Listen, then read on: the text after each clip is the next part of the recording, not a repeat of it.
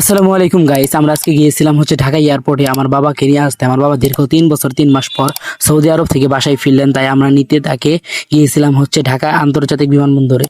আসসালামু আলাইকুম গাইস, আমরা এখন রেডি হয়ে গেছি। এখন রওনা দিব ঢাকা এয়ারপোর্ট এ যাওয়ার উদ্দেশ্যে। আমরা প্রথমে যাব আমাদের আন্টিদের বাসায় সেখানে ওয়েট করব এবং আমার দুলাভাই মাইকো নিয়ে আসবে। সেই মাইকোর মাধ্যমে আমরা চলে যাব ঢাকা এয়ারপোর্টের উদ্দেশ্যে। আমরা এখন বাঁধেরমাথা বাজার থেকে মোটরসাইকেলের মাধ্যমে যাচ্ছি গাবারগ্রাম বাজারে।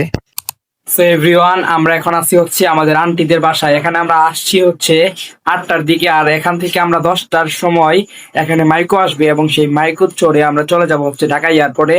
গাইস, সকালে ব্লগ শেষ পর্যন্ত দেখতে থাকুন।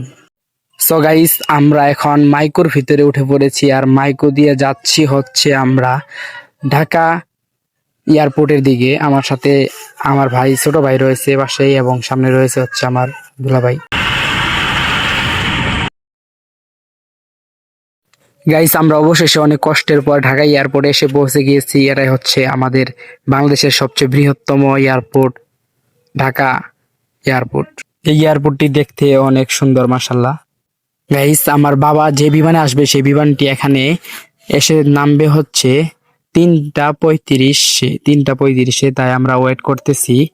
আর আমরা কিছুক্ষণ এখানে হাঁটাহাঁটি করেছি এবং কিছুক্ষণ পর আমরা চলে যাব টার্মিনাল 1-এ। টার্মিনাল 1 দিয়ে আমার বাবা আসবে। সো গাইস, দেখতে পাচ্ছেন এখানে আমরা ওয়েট করতেছি আমার বাবার আসার জন্য। এখানে আরো অনেকে ওয়েট করতেছে এরকম। সো গাইস, আমার বাবা যখন আসছিল তখন ভিডিও করা হয়নি। সো গাইস, এখানে ভিডিও এই পর্যন্ত। এখন আমরা যাচ্ছি বাড়ির দিকে চলে যাচ্ছি আমরা এখন সবকিছু নিয়ে।